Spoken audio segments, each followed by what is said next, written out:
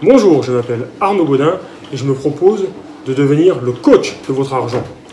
Je me présente vite fait, j'ai 43 ans, je suis en passe d'obtenir mon diplôme de conseiller en gestion de patrimoine après avoir travaillé pendant 20 ans dans le domaine de l'information sportive. Depuis que je travaille, le domaine des placements m'intéresse. J'ai appris sur le tas, j'ai fait pas mal d'erreurs.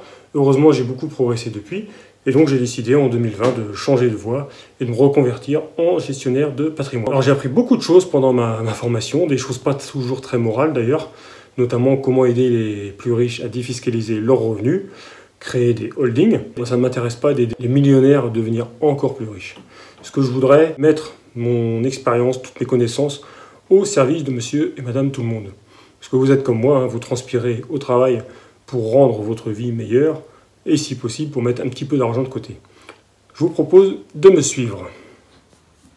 Qui n'a jamais rêvé que l'argent tombe du ciel? Quoi, c'est tout? Maintenant, cet argent, il faut savoir quoi en faire. Alors, on peut le mettre dans la baignoire, ça fera de l'argent liquide. Vous avez aussi la possibilité de mettre vos billets sous un matelas, mais ça fera de l'argent qui dort. Sinon, dans les solutions de facilité, il y a le livret A, mais qui ne rapporte que 0,5%, donc moins que l'inflation, donc ça vous coûte de l'argent. Donc je suis là pour vous aider, pour trouver des solutions plus intéressantes.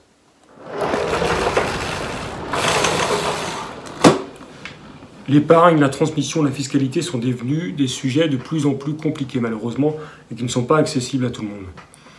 Moi je veux vous aider à arrêter d'être les pigeons des banques, les pigeons de l'État. Alors les banques, vos conseillers bancaires sont malheureusement plus souvent des commerciaux que de véritables conseillers, dans ce sens où ils vont vous orienter vers des produits qui vont être profitables à leur banque, mais pas toujours adaptés à votre situation.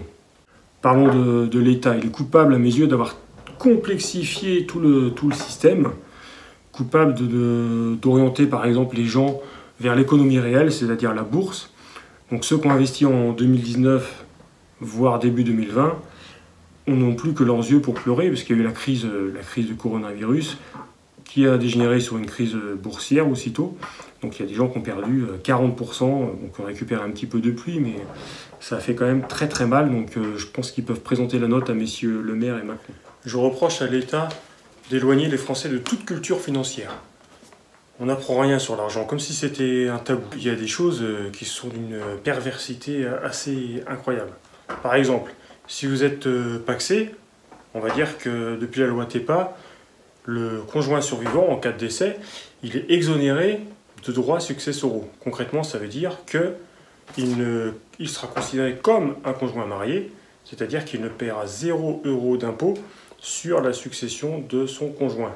Seulement et seulement si les conjoints pacsés ont rédigé un testament. Si vous n'avez pas rédigé ce fameux testament, votre partenaire pacsé sera considéré comme un étranger aux yeux du fisc. Donc ça veut dire que la transmission sera taxée à une hauteur de 60%. Oui, vous avez bien entendu, 60%. C'est-à-dire que si vous lui transmettez 100 000 €, l'État piochera 60 000 €. Le partenaire de Pacs recevra uniquement 40 000 €. Alors que si vous avez fait ce testament, il recevra les 100 000 €. Ça paraît assez incroyable, mais c'est la réalité. C'est pour vous apprendre ce type de choses que je vous propose de devenir le coach de votre argent. Parce qu'en suivant les bons conseils, en faisant les bons choix, vous allez économiser des milliers d'euros, des dizaines de milliers d'euros.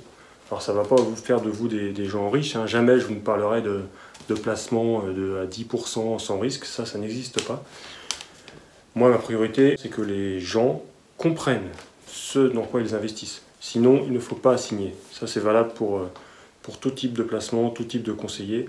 C'est très important de comprendre ce dans quoi on s'engage, de mesurer les risques, de mesurer le potentiel également.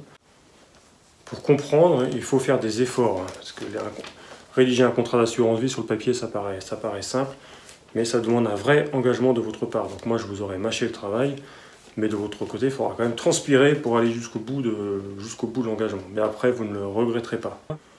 Alors vous allez me dire, quel est mon intérêt à moi?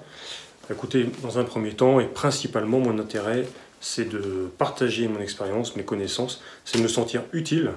C'est vraiment ça qui va m'enrichir personnellement. Après, si je peux vous parrainer et que les banques que je conseille veulent faire un peu de publicité sur mon site, bah, tant mieux.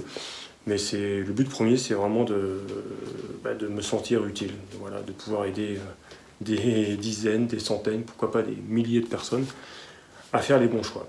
Alors si vous êtes prêts à me suivre, je vous propose deux prochaines vidéos. Un sur l'assurance vie, qui reste un placement indispensable. Et j'ai dégoté pour vous une pépite. Et je vais aussi proposer une autre vidéo sur le plan d'épargne logement, oui, le vieux plan d'épargne logement. Certains conseillers, certains commerciaux de banque vous conseillent de les clore pour ouvrir des produits maison. Il y a beaucoup de PEL anciennement ouverts qui sont très intéressants vu le contexte de taux bas actuel. Donc ça serait bien dommage de les clôturer pour ouvrir des produits qui rapporteront moins. Donc je vous en parle bientôt. Si cette première vidéo vous a donné envie de me suivre, merci de la liker et de vous abonner en appuyant sur le bouton rouge. On va pouvoir entrer dans le vif du sujet.